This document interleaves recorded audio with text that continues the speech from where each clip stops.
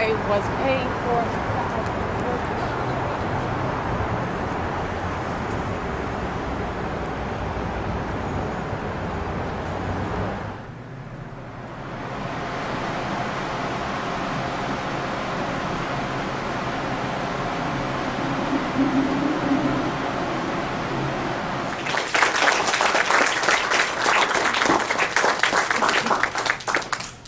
Thank you, dear colleague and friend, actually. I can't say that. No, I agree. A few caveats. The first caveat is for, we are in the year 2007. No. Well, that already illustrates what I'm about to also say. We are in the year 2009, going on 2010. And since we are, even if it were 2007 or 2009 or 2010, when people come to lectures nowadays, everyone is used to a screen, a machine, a high-tech PowerPoint, pointing things, reading half the text that someone's reading. Well, you're not going to get any of that. So if you are used to it and want that, then I should tell you from the outset that you're going to be disappointed and you can leave now if you wish. There'll be another caveat which I'll mention in a section.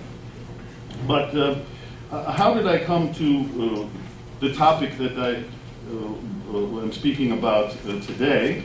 This actually was the result of a conceptual problem that I had. Conceptual problem related to one of the books that Dr. Darevich referred to, that is The History of Ukraine it was published first in 1996, actually a second revised edition is coming out this coming fall, this coming spring, 2010. I think I have that right. And of course, what is the history of Ukraine? And when I was writing this, I had been convinced a long time ago, taking a position that is similar to the way the histories of many states in Europe, I would say almost most states, are written, and that is the history of everything that occurred on the territory of the particular state, such as it exists. It was quite easy to do that in 1996. I guess it was quite easy to do that even ever since 1917, because there was an actual entity called Ukraine, even though it was a Soviet Ukraine. And so the point is that I was writing a history of Ukraine, literally of Ukraine, that is of the territory of Ukraine, and not a history of the Ukrainian people. As a result of that, there was no addendum or a chapter at the end, as usually happens in general histories of Ukraine. At the end, then you have a chapter on the Ukrainian diaspora. Right? Well, the Ukrainian diaspora is not part of the history of Ukraine. That's part of the history of either the United States or Canada or wherever they live. So one would not find that, or even conceptualize that, to be part of my history of Ukraine. But of course, there's no question about it, that the Ukrainian diaspora has played a role and has had some impact on the history of the territory of Ukraine. Therefore, I had to say something about that, and so I added a textual insert. There are a lot of these textual inserts, so somewhere in the 19th century, when I'm talking about events in the 19th century, of course that's when immigration first began, there's a textual insert on the Ukrainian diaspora. But that raised then another conceptual problem. What is the Ukrainian diaspora? If I'm writing a history of Ukraine, in which I'm describing everything that transpired on the territory of Ukraine, including developments amongst all peoples that live on the territory of Ukraine, then the Ukrainian diaspora, or people who leave the territory of Ukraine, are everybody, not just ethnic Ukrainians. And so, I was forced to add another textual insert, which is called Ukraine's other diasporas. So what's my second caveat? If you're here tonight to hear what I might have to say about the history of what virtually those of you who may be of Ukrainian background in this room, and it looks like there could be a high percentage, know as the Ukrainian diaspora, and how your forefathers came here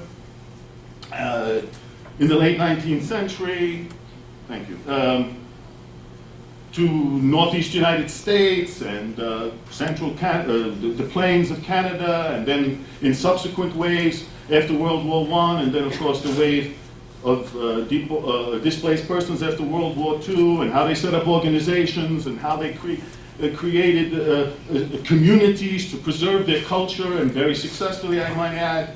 I mean, we're standing in a building which is a result of some of that.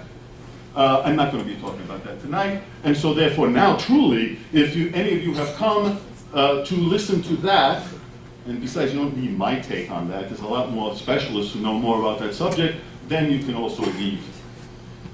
And since I still see some of you here, I'll tell you what I am going to talk about. And that is something that I believe is relatively little known. And I find it actually fascinatingly interesting. And that is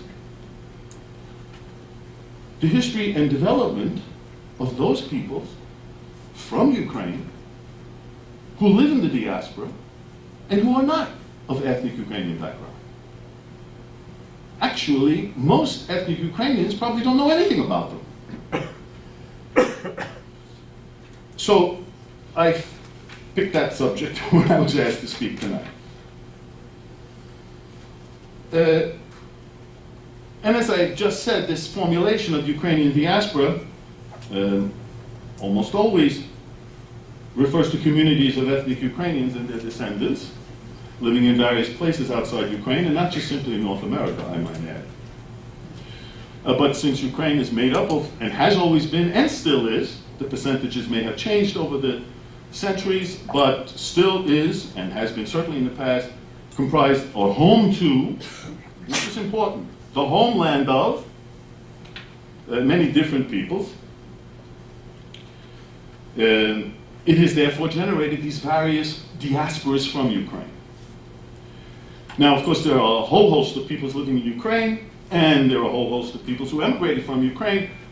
Those that I'm going to talk about tonight, which you may find of interest, these other diasporas, or these other Ukrainian diasporas, are those represented by the Crimean Tatars, the Jews, the Russians, the Carpatho-Rusins, the Poles, and the Germans, and together with them, the Mennonites, each of which, I might add, has maintained in various ways, differing intensity, relations with their ancestral homeland of Ukraine.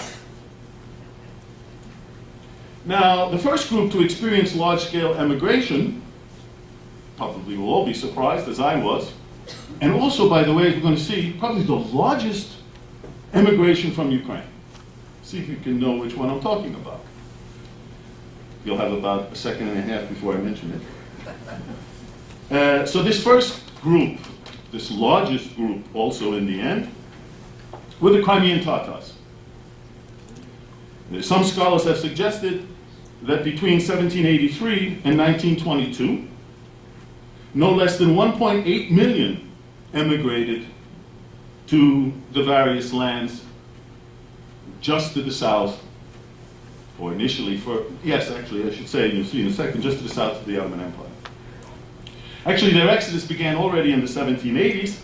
This was in connection with the collapse of the independent Crimean Khanate, its annexation by the Russian Empire under Catherine II. So the emigration began then, and it was to continue, as I've just alluded, for nearly a century. There were, of course, high points and low points. There was a blip in the 1830s, another one on the eve of the Crimean War, but the highest point came in the 1860s, when just in the 1860s alone, of the 784 villages from which the emigrants left, the Crimean Tatars, 330 of them were completely abandoned. So this was like, the villages ceased to exist as a result of this emigration.